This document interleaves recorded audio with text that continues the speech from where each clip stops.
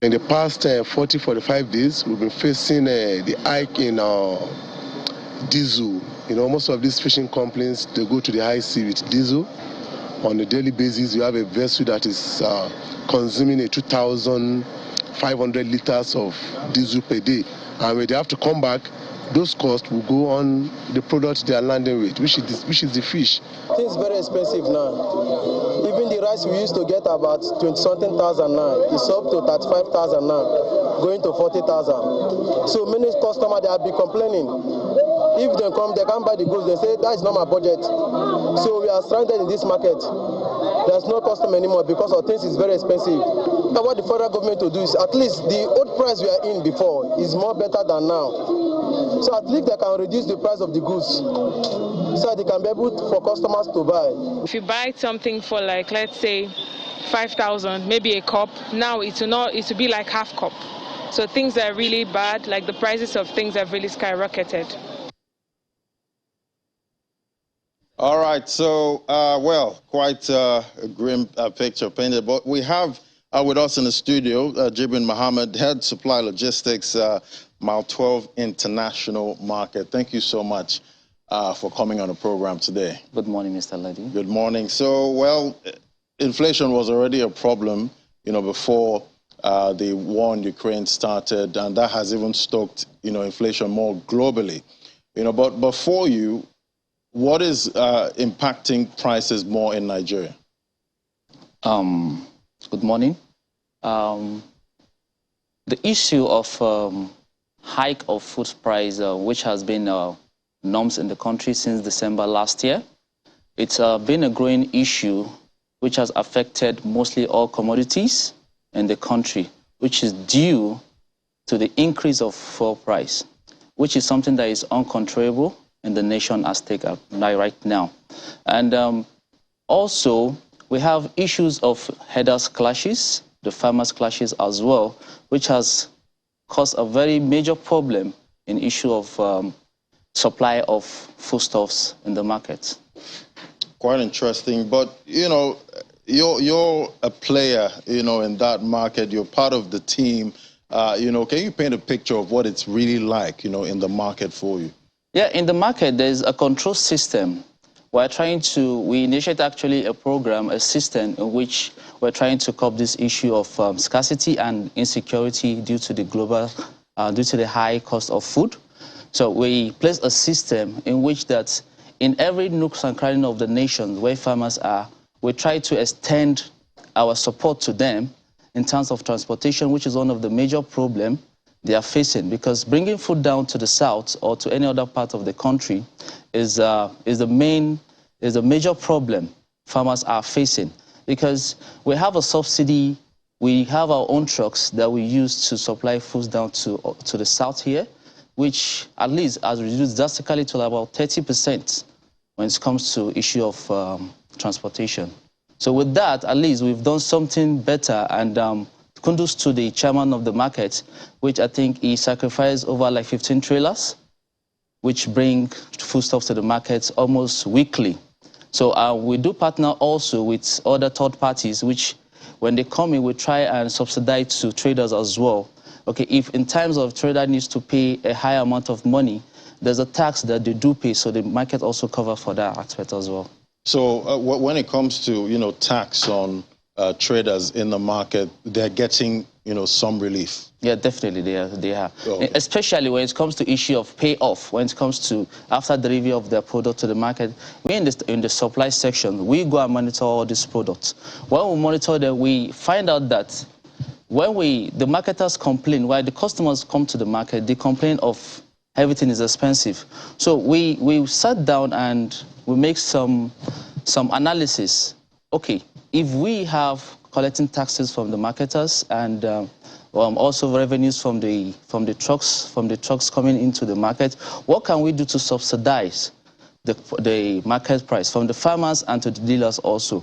But what we think is, for the price control, I think we are trying really high, we are trying so much to say that we'll cover those lapses that has to do with hike in foodstuffs. Right, but, you know, compared to last Easter, you know, and this particular one, how would you describe, you know, demand? Yeah, demand is always high when it comes to festivity period. And whenever it's festivity period, the increase of supply increase more due to high demand. And it falls back to the market. This is where we are having issues, because by the time we supply perishable product to the market, if we are on a normal day, we supply, let's say, like 20 trucks to the market. But during festive period, we'll double our supply due to high demand. So with this high demand, you find that also due to the economy, you find that people trooping into the market are less. They are not much, unlike before, because the economy is not helping, because the savings people are having is not increasing. Rather, they spend more. So these are one of the challenges. Our major challenge after we deliver, we bring in excess and it gets deteriorating.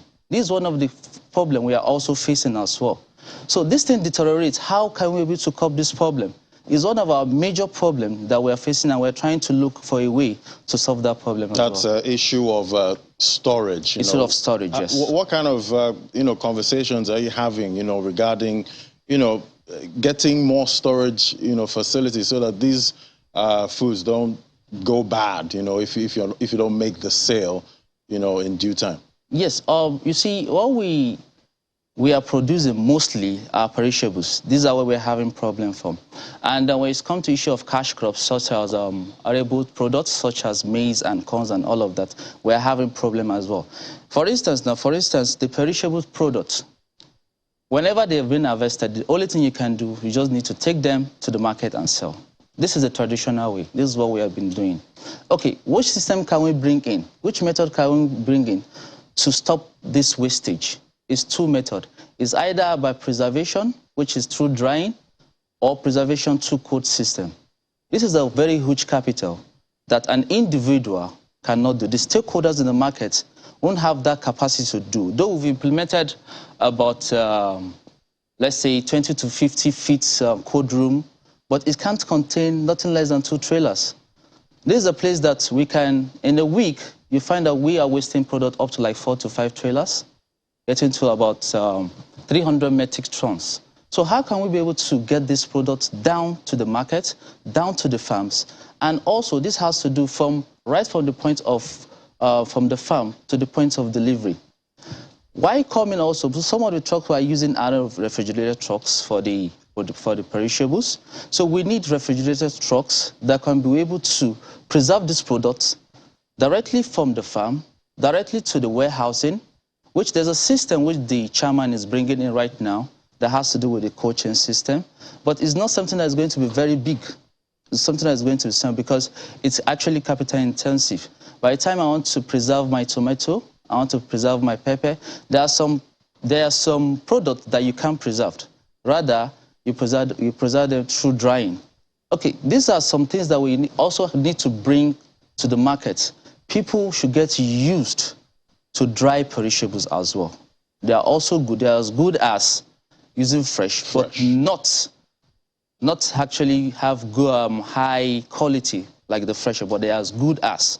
The only percentage, the ingredient percentage is low compared to the fresh ones. Yes, mostly we see buyers always wanting the fresh ones. Fresh, you know, when they come to the market. But, you know, talking about, you know, storage facilities being capital intensive and all that, are there any conversations around funding, you know, at this time, you know, with the banks and, you know? Yes, there was a program that was held in the markets by UK Aid that was around 4 to 5 years ago. So after the program, we went on training on how to preserve and on how to go with the market situation, how to control price, which is one of the major issues why we went on that program.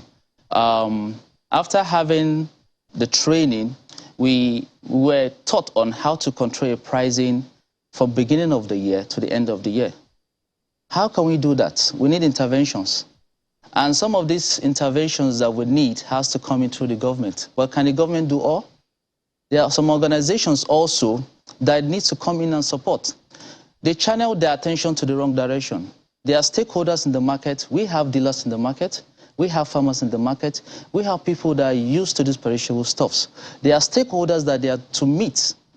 You can just get a firm, like for instance, Bank of Agriculture, they give farmers loan, but at the end of it, where is the farming? You find out that people they give all this loan and all these grants are not the right people that they deserve these grants from. And there are other things also, issue of this preservation also. How are you going to preserve when you've been given grants and nothing is on ground? So mostly, I think they need to channel their attention, most of these organizations, they need to channel their attention towards the stakeholders that are into the real business. They might think, okay, people in the market are not knowledgeable enough, but I think they are knowledgeable in their fields. It might be maybe they are not educated, but they produce. They are the producers. They feed the nation. Why not go to them? They are the roots. They know where the thing is coming from, and they know where to take it to. So what are you doing, regarding identifying these people, that actually need these funds? Are you having, some kind of, conversations or a database that, these are the people that need to get these funds? How do we reach them? Yes, you see, like for the market, we have sections. And for each section, we have a database for each section. Each section is categorized based on grains, based on perishables as well. And all these grains are subclasses. We have the one for beans, we have the one for rice, we have the ones for millet as well. And for the perishables also, we have the one for carrots and other perishables. All are in sections, and all of them have their database. So we know who to channel the issues to, we know who are the farmers, we know the dealers, and we know the consumers. So we know who the grants needs to be given to, and we know who needs help. So, because we've been in this system for over 40 years.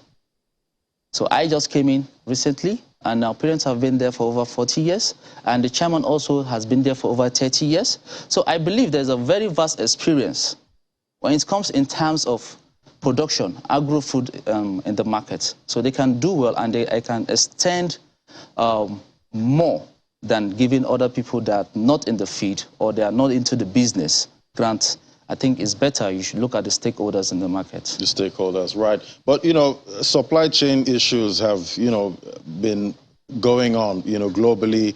We've seen disruptions, with the food supply chains and all of that. How is it looking, in your business? Yes,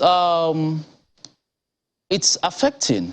But like I said the other time, we try to put a shock absorber towards that by introducing a subsidy. Let me say a subsidy in this aspect, a subsidy by the chairman himself. Voluntarily sacrificing over trucks of 450 metric tons is something huge. For you to be able to control your market, for you to be able to get your product from locality, from remote areas, it's something big he has already done already. So what we are looking at is we need another support, especially when it comes to the issue of transportation. Especially the issue of transportation has been a major problem when it comes to delivery. And apart from that also, when you look at the production, the cost of producing all this product, as this thing increase or reduce? Some might say it has reduced due to insecurity, but some might say it has increased due to what? Awareness of how agriculture is going on. The federal government has really tried so much, has really boosted the economy when it comes to agriculture. But have this been channeled to the right direction? This is the question. Has the federal government or the organization in charge, have they channeled their attention to the right direction, where the grants needs to be taken to? Who are to do the work? Who are to produce the foodstuffs? Right, and let's look at food security. Now we've seen the Food Agriculture Organization, have a bleak, outlook when it comes to food security. We've seen how much Russia and Ukraine actually provide, when it comes to food and fertilizers and inputs, into fertilizers. And looking at the situation in Nigeria, right now, how are you seeing, what's your outlook for food security at this point? Yes, if we are to reference our condition with Russia or European countries or USA, I think we are not on the right side. We have to take our system. We have to build a system. What we are talking about, the developed country, they have a system which they work with. And normally we work on the traditional way. We don't have a system in our country. So by the time we say we want to copy Russia or any European countries, I think we are failing. Because we have not of the same, we don't have a system already. We don't really have a system. So definitely we need to build a system within us.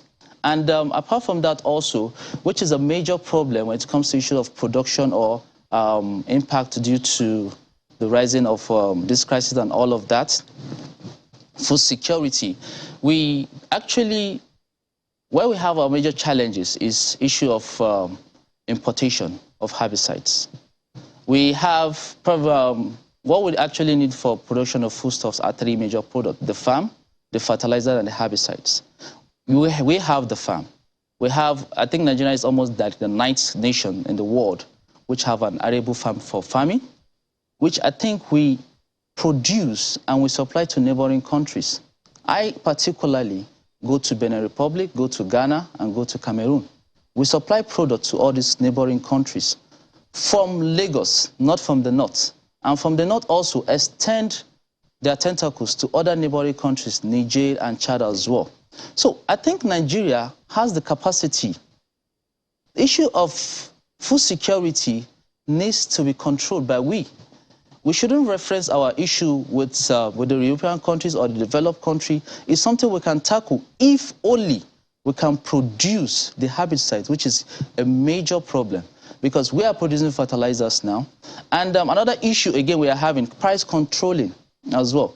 We are producing fertilizer, but it's better for me to import fertilizer from outside country, which is quite cheaper for me. What is causing all this problem? Is it the taxation they got from the fertilizer company in the country? Could it be due to exchange rates? What are the major problems? These are things that we have to put in place, and the government needs to do a very big assignment on the issue of fertilizer being produced in the country. Why someone bring fertilizer outside the country is sells cheaper than someone producing in the country. And we've seen, a couple of countries actually, toe the food protectionism, line at this point. But I see you guys are still, selling food commodities to other countries at this point. Is that a good move? Yes, we actually do that. It's a good move. It's a good move because what I'm saying, what we're looking at is most of this country you can't do without partnership with other countries. Definitely, if you want to boost your economy, you want to actually have resource of incomes, and you want to actually have an exchange product. Some of these products you take out of the country, like issue of China now. When you take some product out of China, some don't really actually make it with cash. They don't come with cash back. Instead, they exchange with herbicides, bring it down to the country. So I think it's a good move by doing barter trading with country. You exchange products together, and which actually give us a reduction in terms of costs, efficiency as well. All right, well, it's a holiday. Let's hope everyone is being fed, at this point. Thank you so much, Mr. Jibrin Sani Mohammed, Head Supply Logistics by 12 International Market. It was great having you. You're giving us your holiday. Come on the program. Thank you so much. Thank you very much.